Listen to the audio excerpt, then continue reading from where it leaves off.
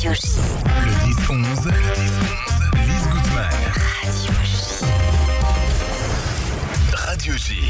Radio J, viens je t'emmène. Voyage, voyage. Voilà, alors ce matin, c'est en effet Steve Kriev qui est avec nous, qui nous fait l'amitié de nous avoir rejoints dans le studio de Radio J. Alors, c'est pas notre émission Viens, je t'emmène. Bonjour Steve. Bonjour Lise. Mais voilà, vous allez nous emmener quand même. Voyage, voyage, on a compris. Grâce à vous et à votre site J-Guide Europe, vous allez nous faire voyager. Alors ça y est, l'été est là, il fait beau, il fait relativement chaud, ça dépend des moments. Mais en tous les cas, si on a envie de voyager en Europe, d'abord on va sur votre site parce que vous nous donnez plein d'idées. Déjà, quand on voyage en Europe, grâce à vous, on peut savoir où aller et où trouver des communautés juives. Tout à fait, parce que c'est un site qui n'a aucune vocation commerciale.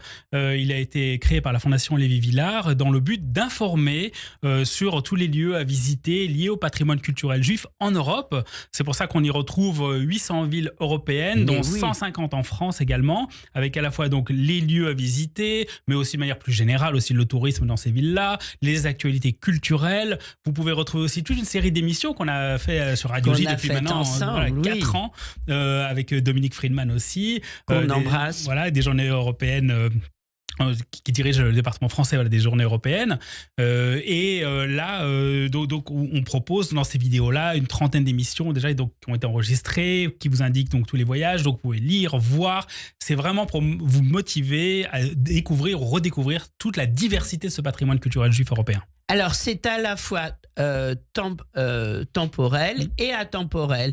C'est-à-dire que vous parlez de l'actualité, mais aussi en général de tout ce qu'il y a à voir. Bien sûr, là on vous prend par la main, vous emmène dans ces différentes ambiances et en quelques paragraphes, quelques mots, quelques notes, on vous fait découvrir tous ces lieux étonnants. Alors là, c'est pas prendre un enfant, c'est prendre tout le monde par la main et c'est important. Alors, on va commencer par une ville qui vous est chère. Bruxelles. Oui, alors voilà, c'est la route du Thalys. Voilà, j'appelle ça la route du Thalys, même si maintenant il est rebaptisé Eurostar. Mais c'est vrai que c'était donc ces fameux TGV rouges en partance de la gare du nord de Paris, qui allaient donc vers le nord. Vers Bruxelles, Amsterdam, Anvers, toutes ces villes-là, en commençant bien sûr par Bruxelles, qui n'est qu'à 1h20 de Paris, où vous avez... On peut même faire l'aller-retour dans la journée, si on a envie de se dépayser. Ah bien sûr, c'est des fois plus court que d'aller d'un endroit de Paris à un autre. Exact, c'est vrai. Tout à fait. Voilà, vraiment profitez-en. Il y a plein de lieux magnifiques, surtout dans la vieille ville, bien sûr, avec tous ces musées, le musée Magritte, le musée de la musique qui est juste à côté, le musée des Beaux-Arts. Et dans cette vieille ville-là, vous avez la synagogue de la Régence, sublime synagogue. Non loin, il y a le musée juif aussi de Belgique qui pour l'instant est fermé pour cause de travaux, mais il y a des expositions qui sont organisées en partenariat à l'extérieur. Et pour des activités culturelles, vous avez le CCLJ, toujours très dynamique, qui organise beaucoup de choses, qui avait été créé par David Suskind et qui est, on va dire, des institutions culturelles les plus vivantes en Belgique aujourd'hui liées au patrimoine juif. Et le Dieweg. Alors le Dieweg, c'est un c'est un petit cimetière qui se trouve à côté d'Uccle, où sont enterrés un peu une sorte de mini Père-Lachaise, plein de personnalités liées à l'histoire de la Belgique et également aussi de nombreux juifs qui ont contribué à la construction, au développement de la ville, comme la famille Lambert, de la banque Bruxelles-Lambert, de très grands philanthropes qui étaient très actifs dans la vie belge. Génial, écoutez. Magnifique. Bruxelles, bien sûr. Bientôt je prends le talent de Serge pour trouver des belles musiques. Ouais, toujours. Voilà. Alors, de Bruxelles, on va partir à Anvers. 40 minutes. 40 minutes, c'est rien. C'est plus rien, maintenant que vous êtes déjà à Bruxelles. Il y a tellement de choses à voir. Racontez-nous, parce que c'est quand même une partie d'Anvers, c'est quand même un quartier juif très connu et reconnu. Exactement, avec déjà de magnifiques synagogues et très diverses. Vous avez la Bouwmeester, qui est surnommée la synagogue hollandaise, sublime synagogue qui se trouve près du port, parce que c'est là qu'ont migré les premiers juifs qui sont venus d'Amsterdam. Même ce qui est assez amusant avec Anvers, c'est que c'est perçu comme la Jérusalem du Nord, la ville ultra ashkénaze, mais les premiers juifs qui sont installés à Anvers étaient des juifs portugais. Il y a 5 siècles. Mais donc oui. ça, on ne le sait pas trop. D'ailleurs, il y a une synagogue dans plein quartier diamantaire. Quand vous allez vous balader dans ce quartier-là, où il y a 2 petites rues qui font un petit L, la Overneerstraat et la Schubstraat, où il y a une synagogue portugaise, Oui. toute petite synagogue magnifique séfarade, la synagogue séfarade de la ville. Et on retrouve ça au musée Red Star que j'adore, que j'ai déjà visité au moins 2-3 fois et qui est tout à fait passionnant. C'est un peu le, entre guillemets, Ellis Island d'Anvers. Exactement, c'est tout à fait lié. C'est un musée qui vous permet de découvrir des différents voyages. Alors vous avez des valises avec des histoires à côté racontées de tous ces personnages qui ont soit transité par Anvers, soit finalement ont décidé d'être restés. Parce que beaucoup de gens à la base partaient d'Europe de l'Est pour rejoindre les États-Unis, mais certains ont trouvé la vie anversoise très heureuse et ont préféré y rester. Et ça décrit vraiment bien cette ambiance. Ouais. Et- Alors, à Anvers également. Alors, vous êtes juste à côté du musée Red Star, le MAS, c'est le musée un peu de la ville d'Anvers. Il y a Oui. tout un étage qui raconte l'histoire de la Seconde Guerre mondiale. Et là aussi, vous pouvez découvrir beaucoup de choses par rapport à la Shoah, parce que c'est vrai que c'est une ville qui a été assez meurtrie par la Mais Shoah oui. à Anvers. Et l'histoire est assez bien racontée, et notamment de tous ces nombreux juifs qui sont engagés dans la résistance et dans l'armée. Parce qu'on l'oublie assez souvent. Moi, pour tout vous dire, il y a une phrase qui souvent m'agace aujourd'hui, lorsqu'on dit maintenant les juifs ne cesseront plus faire. Non, à l'époque, ils ne se laissaient pas faire non plus. Il y en avait énormément qui étaient engagés dans l'armée, dans En la France, résistance. en Belgique, partout. Bien sûr, des centaines de milliers de Exactement. soldats dans toutes les armées Tellement européennes. d'accord Voilà, avec et ça, ça. il faut bien le préciser. C'est Mais pas... Bien sûr. Alors, également à Anvers, Alors, Benny Falafel, bah oui, obligé de vous arrêter là-bas. le Voilà. meilleur falafel Exactement. de la Et si ville. vous voulez vraiment, et pas seulement la ville, si vous voulez vraiment énerver des Israéliens, vous les emmenez là-bas et ils seront obligés d'avouer que les falafels sont bien meilleurs même qu'en Israël. C'est vrai? Ah oui, Oh c'est là. vraiment le meilleur endroit pour déguster des falafels. On y court. Kleinblatt. Voilà, Kleinblatt, là, on va le énerver. meilleur gâteau au fromage, Voilà. le Keskirn. Là, on va énerver les Ashkénazes français. Oui. Désolé, chers auditeurs, si vous êtes Ashkénazes, mais les meilleurs gâteaux au monde Yiddish. Ashkénaze Ouais. viennent d'Anvers, de chez Kleinblatt. Oui, je sais. Allez goûter leur gâteau au fromage, goûter Ouais. leur gâteau au chocolat, ce qu'on appelle les coffee cooks, c'est viennoiseries avec du sucre glacé dessus. Et après, on discute. Bon, quand est-ce qu'on fait un voyage comme ça pour goûter On devrait à se tout. prendre un été live, direct. On vous emmène, Ouais. on vous raconte tout. Après le 10-11, on y va. Alors, également, Office. Oui, Office. Alors, ce resto yiddish mythique, historique, dans lequel les patrons parlent encore le yiddish. Ah oui, fondé par des frères qui avaient Oui. une poissonnerie en face et qui, dans cette rue, la Lange-Kivitstraat, et qui est devenue une institution culte, Oui. alors que c'était un Qu'on petit voit boui-boui même très dans les sympa. films, c'est Exactement. incroyable, C'est vraiment ouais. là aussi plein de spécialités ashkénazes à goûter. Et puisque je vous recommande aussi à Anvers, pour finir, de très très beaux parcs, notamment le parc Très. Nachtigal, où il y a un musée dans le parc avec plein de statues, plein de lieux très agréables. Et comme il y a un Hérouve, et bravo, Oui. Shabbat, c'est très facile à Anvers. Tout à fait. Je le dis parce que, voilà, Bien sûr. d'expérience. Amsterdam, maintenant, on continue vers le nord. Voilà, alors, à Amsterdam, tant de choses à voir, bien sûr, entre tous les différents musées et les peintres qui ont inspiré cette ville, de Rembrandt jusqu'à Vermeer et Van Gogh. Et alors, la maison Rembrandt est un lieu aussi assez étonnant. Il ne faut pas oublier, c'était un des tout premiers peintres à peindre des juifs de Oui. manière justement non caricaturale. Et parce que c'était ses voisins, il habitait dans le quartier juif. Et ils C'est sont très vrai. présents donc, dans ses œuvres. Et on le voit bien dans la maison Tout à de fait. Rembrandt. Tout à fait. Il l'explique très très bien. Et alors, non loin de là, vous avez le musée juif d'Amsterdam, qui est aussi très intéressant, avec beaucoup d'expositions qui Oui. tournent. Bien sûr, la maison Anne Frank aussi à visiter. Et Le Rijksmuseum. Voilà, le Rijksmuseum avec toutes ces merveilleuses œuvres, notamment Extraordinaire. Vermeer, bien sûr.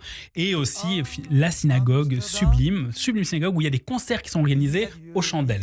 Alors, là, si vous allez à Amsterdam, vérifiez que les dates, c'est une expérience extraordinaire.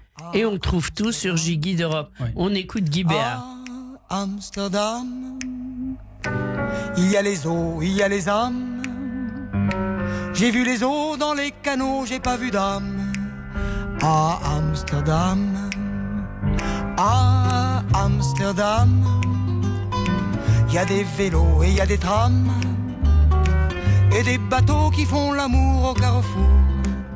À Amsterdam, il y a Dieu, il y a les dames. J'ai vu les dames des dieux à Amsterdam. Il y a Dieu, il y a les dames. J'ai vu les dames. Guy Béard qu'on adore. Émilie Romagne, là c'est fini, on part vers l'Italie et les Finzi Contini. Voilà le film culte basé sur un livre tout si culte extraordinaire qui raconte l'histoire de cette famille juive traversée par la guerre qui se déroule à Ferrare. Alors dans cette ville vous avez le MAIS qui est le musée national du judaïsme italien qui raconte cette histoire extraordinaire. Vous passez de salle en salle, les différentes époques et ambiances et vous avez encore un ghetto juif à Ferrare et toute cette région est vraiment magnifique. À voir absolument Bologne. Voilà, Bologne. Alors là, si vous aimez les arcades, le plaisir de prendre un café tranquillement, de voir la vie défiler dans un cadre sublime, une vieille ville qui est pas trop grande, vous pouvez vous balader. C'est vraiment magnifique. Moi, c'est un de mes coups de cœur européens, c'est Bologne. C'est vraiment, vrai. je vous recommande, c'est à 2 heures de la France. Prenez l'avion et vous arrivez. C'est une expérience. Et vous avez moins de touristes que dans les autres villes et c'est sublime. Et il y a un ghetto juif. Alors, il y a un ghetto juif qui est très bien entretenu et qui se trouve juste à côté de la plus vieille université d'Europe. Donc, c'est une rencontre vraiment assez étonnante. Et la synagogue aussi, qui est vraiment très, très belle. Pourquoi ? Parce qu'à un moment où, comme malheureusement beaucoup de communautés juives européennes, donc il y a moins de personnes qui habitent à Bologne, il y a quelques centaines de juifs aujourd'hui. Alors, ils ont construit une sorte de petite synagogue dans la grande synagogue, en dessous. Et en creusant, ils ont découvert des mosaïques romaines. Incroyable. Magnifiques. Et ce qu'ils ont voulu faire justement pour que à la fois pas les abîmer et que les gens puissent les voir, le sol est en forme de grillage. Donc vous priez, vous êtes dans la synagogue et en bas, et vous regardez en bas, il y a les mosaïques romaines. Donc vraiment, c'est extraordinaire. Ah oui, vraiment. Donc à découvrir absolument. Parme. Voilà, et Parme à côté, donc vous prenez le train, c'est un quart d'heure, une demi-heure, c'est vraiment très très proche de ces villes-là. Tout est proche, oui. Vous avez la bibliothèque Palatine qui est juste à côté de la gare, qui est magnifique. Vous avez des archives extraordinaires, notamment liées au patrimoine culturel juif. Et moi, un petit musée que j'ai adoré, juste à côté aussi de cette place-là, le musée des marionnettes. On raconte l'histoire de toutes les anciennes marionnettes en Italie. Ça prend peu de temps et c'est sublime. C'est également la ville de Verdi. Vous avez un festival qui est organisé chaque année. Magnifique. Et une syna, bien entendu. Modène. Alors, à Modène, vous avez une très belle synagogue et vous avez également donc de nombreux palais, dont le Palazzo dei Musei. Vous avez plein de différents musées qui se trouvent à l'intérieur. Le jardin ducal, la Piazza Grande, toute une ville très noble, magnifique. Et pour les fans de voitures, absolument, le musée Ferrari. À ne pas rater. On écoute quelques notes du jardin des Finzi Contini. Merci Serge.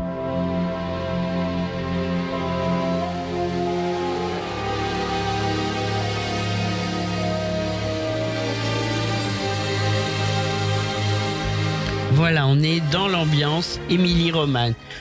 On part maintenant à Schum. Schum, c'est en Allemagne. Et on arrive à Francfort. Voilà, parce que Schum, c'est donc l'acronyme de Speer, Worms et Mayence, 3 villes historiques. Et juste à côté, vous avez Francfort. Alors, on va parler des 4. Voilà, on commence par Francfort. Alors, c'est ce contraste extraordinaire. Francfort, ville moderne, reconstruite donc après la guerre. Où vous avez une des plus belles synagogues d'Europe, West End. Sublime, vraiment absolument à visiter. Ah ouais. Et 2 musées juifs, un peu comme à Vienne, c'est-à-dire vous avez un qui raconte l'histoire ancienne et l'autre plutôt contemporaine, et très très intéressant aussi. Et à côté de celui qui raconte l'histoire ancienne, il y a un très vieux cimetière juif qui raconte donc toute la présence très ancienne qui se trouve donc à côté de l'ancien quartier ghetto juif de Francfort. Et cette diversité de la ville de Francfort, parce que c'est à la fois la ville dont sont originaires les Rothschild, c'est la ville d'où est originaire également Anne Frank. Mais vous avez l'école de Francfort avec les penseurs comme Adorno, Horkheimer, qui a d'ailleurs un très beau monument en hommage à Adorno à l'université de Francfort, l'université Goethe, qui est magnifique aussi à visiter, et tous les courants religieux qui sont développés, notamment courant moderne orthodoxe, massorti, libéraux, à Francfort. C'est pour ça que c'est une ville tellement diverse et passionnante. Il y a une belle communauté en fait. Oui, tout à fait. Tout à fait. Donc à visiter. Speer. Alors là, ensuite, donc, vous avez ces 3 villes qui forment Speer, Schum. Worms Et à Speer, et Mayence. Voilà, et à Speer, donc vous avez le musée Spira avec un très ancien mikvé et les ruines d'une ancienne synagogue aussi, vraiment très étonnante à voir, et où il raconte un petit peu l'histoire à côté. Le mikvé très très bien entretenu. Vous avez aussi là-bas. Il fonctionne encore, hein? Oui, vraiment, on pourrait presque y baigner. Donc, et ils avaient non, mais on peut ou on pourrait... Non, je pense que c'est pas tout à fait. Non, c'est plus en pas mode un musée. MIGV ouvert. Non, ça- D'accord. Mais- non, mais- je mais- demande parce que on a des Bien sûr. personnes, quand elles voyagent, qui peuvent avoir besoin d'un MIGV. C'est la raison à fait. pour laquelle je demande. Et il est si bien entretenu que vraiment, quand moi je suis descendu là-bas, j'ai vu l'eau, vraiment, on sent qu'elle est toute propre, on pourrait vraiment vraiment s'y baigner. Vous avez une synagogue qui a été construite et qui se trouve en face de ce qu'ils ont appelé le Kikar Yavne, en hommage justement à cette ville israélienne avec qui la ville de Spire a des liens. Et bien sûr, la vieille ville de Spire qui est magnifique avec cette cathédrale et l'immense orgue, comme de nombreuses cathédrales en Allemagne. C'est aussi assez extraordinaire d'assister à un concert de musique classique dans ces cathédrales. Tout à fait. Worms. Alors à Worms, vous avez un des plus vieux et étonnants cimetières juifs européens sur 2 niveaux, qui est vraiment assez étonnant. Ah ouais, sur 2 niveaux. Où il y a les plus anciennes tombes qui sont en bas et plus récentes un peu plus haut.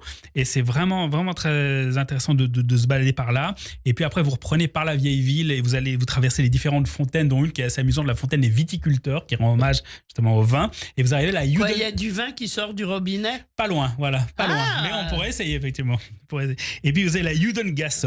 Oui, donc la vie juive, voilà, la rue juive qui mène au musée et à la synagogue qui se trouve là-bas, où on raconte très très bien l'histoire avec des œuvres à la fois anciennes et modernes, comme ce golem extraordinaire. Vous l'avez rencontré? Oui, il est là-bas. Il n'est pas qu'à Prague, il se balade, il est dans toutes les guénisons, dans tous les esprits. Voilà. Bon, alors à Worms, allons rencontrer le golem grâce à Steve Krief. Merci. Non, je plaisante. On arrive à Mayence. Voilà, alors à Mayence. Alors, je crois qu'en allemand, on dit Mainz. Mainz, tout à fait. M-A-I-N-Z. Si Exactement. vous cherchez, sachez que si c'est écrit Mainz, c'est Mayence. Voilà, Worms, c'est simple, c'est Worms, Spire, et Mayence, donc effectivement, avec une très nouvelle synagogue, avec une architecture complètement dingue, où il y a un petit musée à l'intérieur. Et puis, ce qui est très agréable aussi à Mayence, c'est de vous balader le long du Rhin.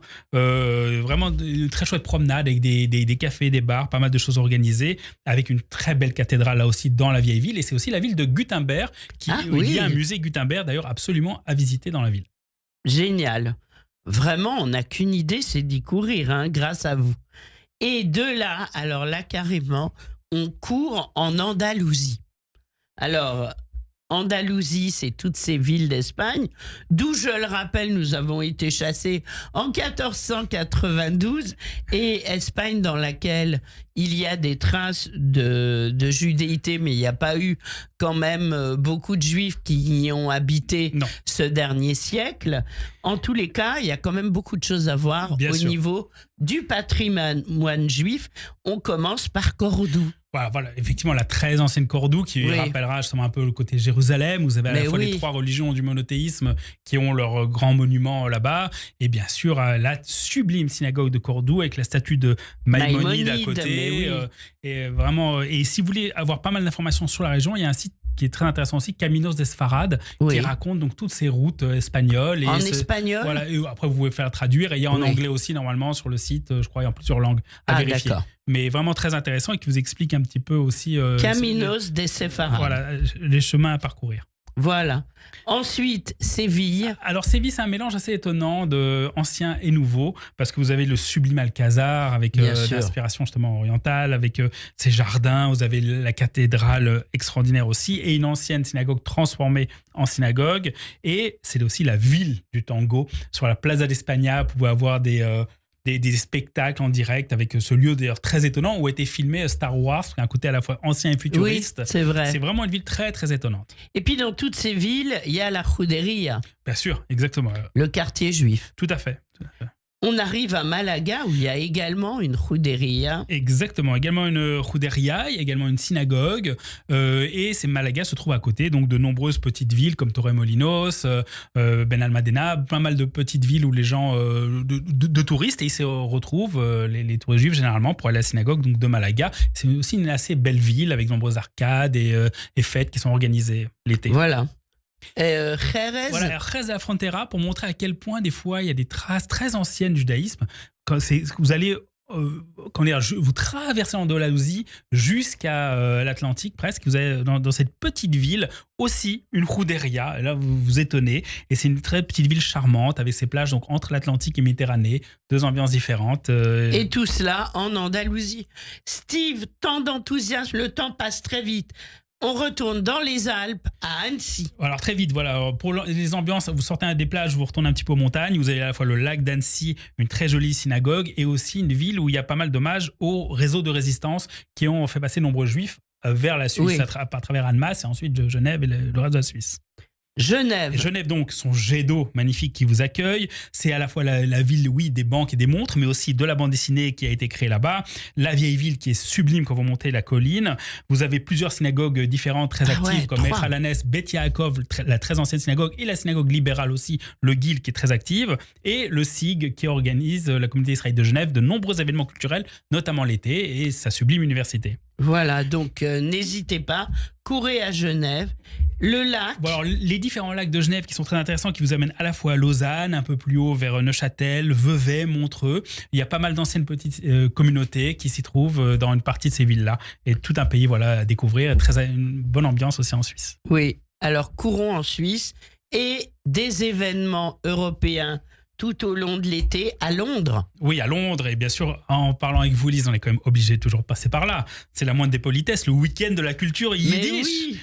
Oui. J'étais déjà allé une fois, c'est très sympa. 4 jours qui vous attendent à partager les joies, émotions, la culture yiddish, littérature, cinéma, atelier. Et là aussi, si vous voulez avoir toutes les informations sur ces événements, vraiment, vous regardez sur J-Guide Europe. On vous donne les dates, les détails, comment les contacter.